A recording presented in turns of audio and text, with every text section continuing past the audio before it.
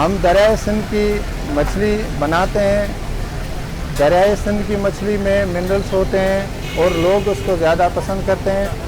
हम दरियाए सिंध की जो मीठे पानी की फ़िश है, मछली है, उसको दो तरीक़ों से बनाते हैं, बारबेक्यू और फ्राई। फ्राई जो है वो हम तवे पे बनाते हैं और बारबेक्यू हम कोयले पे बनाते हैं। बारबेक्यू की खाल बारबेक्यू बनाने के दौरान उसकी खाल उतार देते हैं और वो लोगों में बहुत पॉपुलर है। इसमें कांटे मौजूद होते हैं मगर अल्हम्दुलिल्लाह इसकी टेस्ट बेहतरीन है।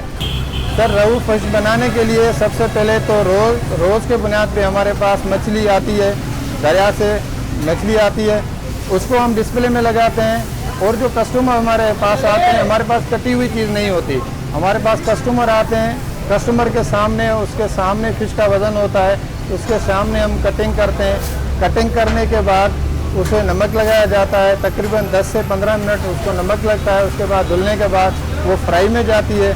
फ्राई करने के बाद हम उसको हमारे जो हाथ के बनाए हुए मसाले हैं, हम अपने मसाले उसमें लगाते हैं। बारबेक्यू का भी यही सेम तरीका है, तैयार होती है कोयले के ऊपर ग्रिल में। उसके बाद जब वो तैयार हो जाती है तो उसके ऊपर टमाटर लगते हैं, शिमला मिर्च लगते हैं, उसके ऊपर और हमारे हाथ के जो बनाए हुए मसाले हैं वो लगाते हैं, फिर वो मेहमानों को सर्व करते हैं। सर, रोज़ाना के बुनियाद पे हमारा रोज़ का काम है, तो 300, 400, 500, 700 किलो तक भी हम तला लेते हैं। सर, समंदर की फ़िश जो है उसमें साल्ट होता है और जो मीठे पानी की दरिया सिंध की मछली है उसमें ज़्यादा तो नमियात होती हैं, इसीलिए ये बेहतरीन है बनिस्बत समंदर की मछली से।